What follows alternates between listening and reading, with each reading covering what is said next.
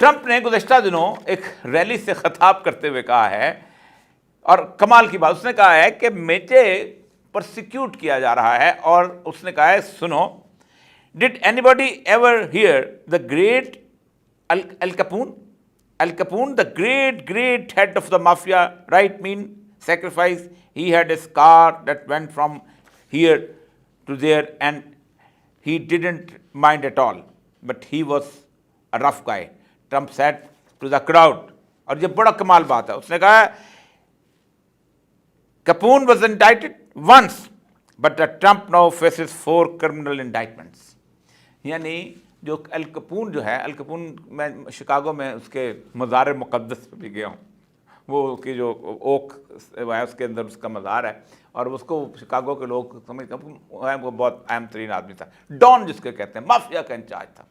तो वो उस अल कैपून पे जो है इन इस्टेब्लिशमेंट ने 1 चार्ज लगाया था, और मुझ पे ये जो है ये 4 चार्जेस लगाए। और आप देखें कि पाकिस्तान की इस्टेब्लिशमेंट और अमेरिका की इस्टेब्लिशमेंट दोनों किस तरह उस वक़्त उन लोगों के ख़िलाफ़ खड़े हो चुके हुए हैं कि जो अवामी तौर पर पजीराई रखते हैं और जो पॉपुलर लोग हैं। ये ज़रा ट्रंप के केसेस का मुताला कीजिएगा, आप हैरान होंगे कि कौन कौन से केस, और फिर आपको मुमासलत नजर आ जाएगी।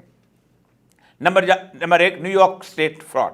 इन fall 2022, New York attorney general Letitia James filed a civil suit against Trump, his adult son and former aide Allen Weisselberg, alleging that a year-long scheme in which Trump fraudulently reported the value of the property in order to either lower his tax bill or improve the terms of his loans, कि उसने अपनी उसको कम करके ना कीमत को बताया है, और ये मुझे नहीं पता कि वो शायद टैक्स अवेड करना चाहता था, ये भी साबित नहीं है, या फिर वो अपनी एक लोन्स जो ले रहा था उसकी टर्म्स को कम करना चाहता था। ये उसने 16 फरवरी को कहा कि उसके ऊपर एक रूलिंग आई है कि वो 355 मिलियन जो है डॉलर वो पे करे इंटरेस्ट का इसके ऊपर। ये उसके ऊपर फिर ट्रंप ने अपील पे चला गया, जैसे इमरान खान के केसेस चल रहे हैं। दूसरा, Manhattan defamation and sexual assault scandal. ये एक खातून है जो 1990 में राइटर थी, और उसके साथ साथ वो और भी काम करती थी, Jean Carroll, who said that the Trump sexually assaulted her in departmental store dressing room in 1990. अच्छा, उसमें उसका इंटरव्यू मैंने सुना, बड़ा कमाल का इंटरव्यू। उसने कहा मैंने कोई खास मकसद के लिए नहीं गई थी, मैं वैसे मिलने जाती थी और ख़ुद भी जाती थी, और मैं नहीं समझती थी, और हमारे बहुत दफ़ा हुआ है ऐसा, हमारे साथ आपस में ताल्लुकात हुए हैं, हम बहुत जिनसी तौर पे हम बहुत दूर तक चले गए थे, लेकिन उस दिन मैं नहीं चाहती थी, इसलिए ट्रंप ने मुझको असॉल्ट किया।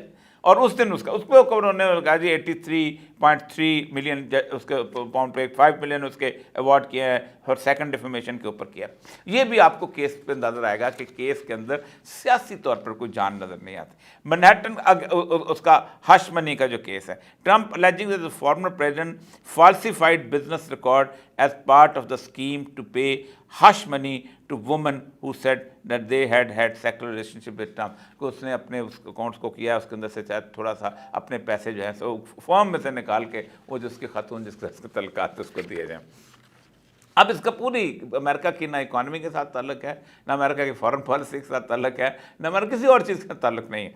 अगला उसके देखिए जाके, उसके बाद मार लागो डॉक्यूमेंट, उसमें 37 felons in connection with the removal of the documents from the white house से कोई 37 कागजात चोरी करके ले गए, जिसमें willful retention of the national security information, obstruction of the justice, withholding the document and false statements.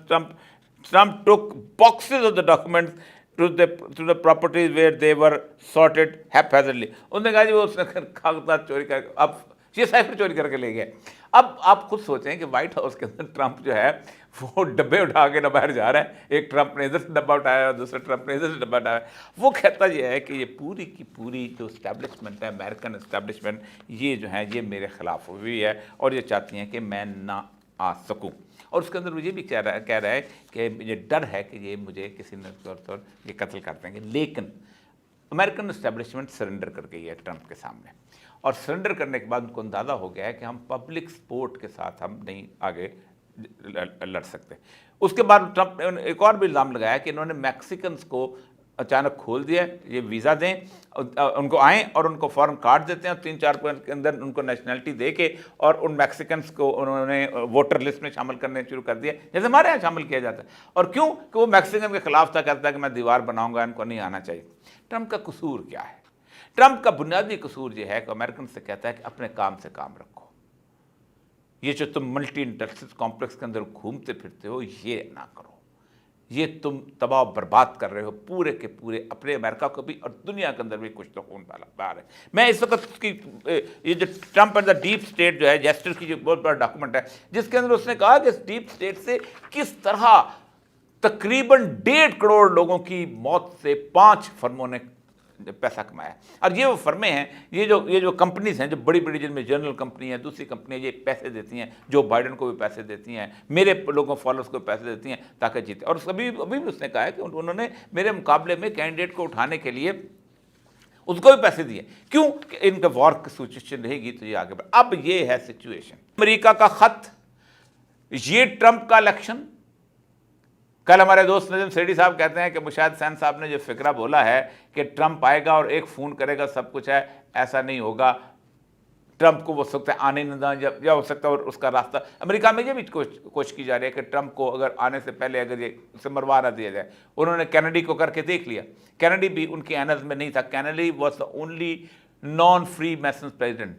और ट्रंप का मामला यह है कि ट्रंप भी इनके कभी भी एनल्स में नहीं रहा, ना ये कभी गवर्नर रहा है, ना ये कभी सेनेटर रहा है, ना इससे कोई और चीज़। बिल्कुल इमरान खान की तरह रॉ हैंड आके सियासत में आ गया और उसने जो कुछ करके दिखाया उसका वो कोई हैरान है। और उसके साथ अभी भी वो प्यूटन के बारे में खबरें आई थी कि प्यूटन जो है ये अमेरिकन इलेक्शन पे फिर इन्फ्लुएंस करेगा और फिर अमेरिकन इलेक्शन के अंदर उनको ख़राब करेगा। लेकिन इस सिनेरियो के अंदर सितंबर तक 3-4 चीज़ें हैं। काजी फायद ईसा साहब जा रहे हैं, ट्रंप आ रहा है, इमरान खान की जद्दोजहद जो किसी न किसी लेवल पे आगे पहुंच रही है। लेकिन मैं इससे पहले कुछ चीज़ें देख रहा हूँ। ट्रंप आता है तो तब सूरत हाल पाकिस्तान के अंदर और हो जाएगी। ट्रंप को आने नहीं दिया जाएगा क्योंकि और तो कोई रास्ता नहीं सिवाय इसके कि ट्रंप की असैसिनेशन हो।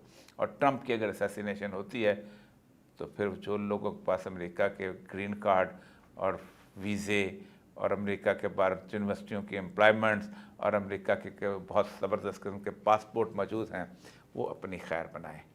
रसूल अकरम सल्लल्लाहु अलैहि वसल्लम ने क़यामत के करीब 3 खसफ़ बताए हैं जो होने हैं, एक मशरक़ की तरफ, एक मगरब की तरफ और एक बीच में वो खसफ़ इमाम महदी की आमद का वक्त होगा। जो मगरब का खसफ़ है, यानी धंस जाना ज़मीन का, तबाह बर्बाद हो जाना उन इलाकों का, वो तो नज़र आ रहा है। और मल्टी इंडस्ट्रियल कॉम्प्लेक्स ये समझता है कि ट्रंप 4 साल रहने के बाद बहुत कुछ जान गया है, दोबारा आया तो हमारे लिए मसला बनाएगा। यहाँ भी इस्टेब्लिशमेंट समझती है कि इमरान खान 4 साल रह के बहुत कुछ जान गया है, यहाँ भी रहेगा तो मसला आएगा। अब या तो ये नहीं आएंगे तो बर्बादी है, और अगर आएंगे तो बेहतरी है।